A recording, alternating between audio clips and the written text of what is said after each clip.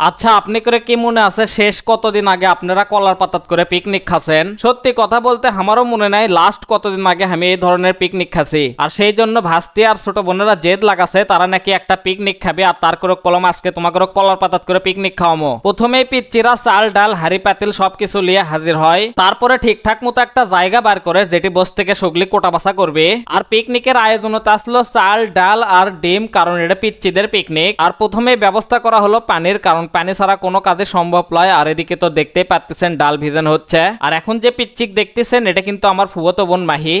মাহি, কতদিনের অভিজ্ঞতা তোমার? এর আগে কখনো রান্না করছো?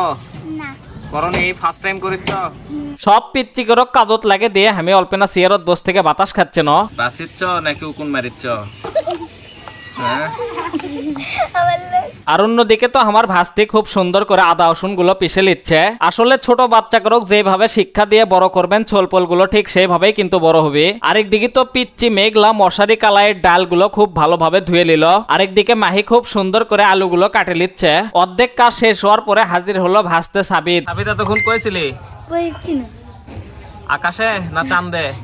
সবকিছু কোটা বাসা শেষ করার পরে মশলাগুলো দেওয়া হচ্ছে চাউলের মধ্যে, যেটি আসলো আদা রসুন তেজপাতা আরো মশলা। তারপরে কুচি পেঁয়াজ আর কাঁচামরিচ গুলো দিয়ে দেওয়া হলো। আর সব থেকে বেশি ভয় লাগে আমার এই লবণ দিতে, কারণ লবণ বেশি হলে খাওয়া যায় না, কম হলে খাওয়া যায়। তারপরে কুচি কুচি করা আলু আর মসুর কালাইয়ের ডালগুলো দেওয়া হলো। তারপরে উপরে থাকা পেঁয়াজ মরিচ ডালগুলো আচ্ছা তারে ছানা হলো। ভালোভাবে আলু আর ডাল ছানার পরে দেওয়া হলো খাঁটি সরিষার তেল। আর আপনারা তো অনেকেই জানেন যে সরিষার তেল খেলে গ্যাস কম হয়। সাবিদের কিন্তু অলরেডি জিভে পানি চলে আসছে নাকি?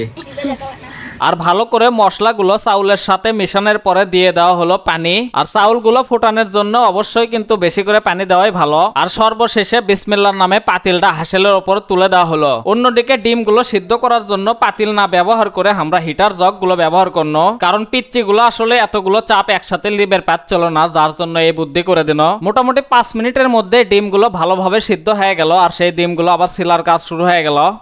ফাইনালি সেই সুন্দর একটা ঘ্রাণ উঠছে, বাট পানি একটু হবে আর একটু দাও। আসলে খিচুড়ি রান্না করলে খিচুড়ির সেরকম একটা সেন্ট বের হয়, আর সেই সেন্টের জন্য খাওয়ার রুচি বেশি বেড়ে যায়। তারপরে আমাকে বিশাল বড় একটা দায়িত্ব দিয়ে দিল, মানে কলার পাতা লাগবে, সেই জন্য আমি উঠে কলার পাতাগুলো পাড়া শুরু করে দিল। আর সব সময় তো আমরা বাড়ির প্লেটতে খাই, যার জন্য আজকে ভাবনো যে কলার পাতাতেই খাওয়া লাগবে। আর এখন যে ডিম ভুনা দেখিচ্ছেন এটা কিন্তু আমি একলাই অনেক কষ্ট করে বানাচ্ছি। আর রান্না শেষ করে পিচ্চি করে ক্লিয়ে চলে আসি ছাদের উপর, আর ভালোভাবে ছাদটা পরিষ্কার করে। ছাদ পরিষ্কার হওয়ার সাথে সাথে সগলিকে বসে দেই, বসে দেওয়ার সাথে সাথে একটা করে কলার পাতার প্লেট দিয়ে দেই। আর তারপরে সগলিকে আস্তে আস্তে খিচুড়িগুলো কলার পাতার দিয়ে দিই। যদিও চামচটা আসলে একটু ছোট সাইজের, চামচটা আর একটু বড় হলে ভালো হতো। তারপরে আমার হাতে যে রান্না করা ডিম ভুনাগুলো আসলো সেই ডিম ভুনাগুলোও সবার পাতে পাতে দিয়ে দিন। তো এই পিকনিক দেখে কার কার ছোটবেলার কথা মনে পড়ে গেছে তারা কিন্তু অবশ্যই কমেন্টে এসে জানাবেন। কেমন হচ্ছে? ভালো। কেমন হচ্ছে? টেস্ট হচ্ছে? তো আজকের ভিডিওটা এই পর্যন্তই। সবাই ভালো থাকবেন, সুস্থ থাকবেন। দেখা হবে পরবর্তী নতুন কোনো ভিডিওতে। আল্লাহ হাফেজ।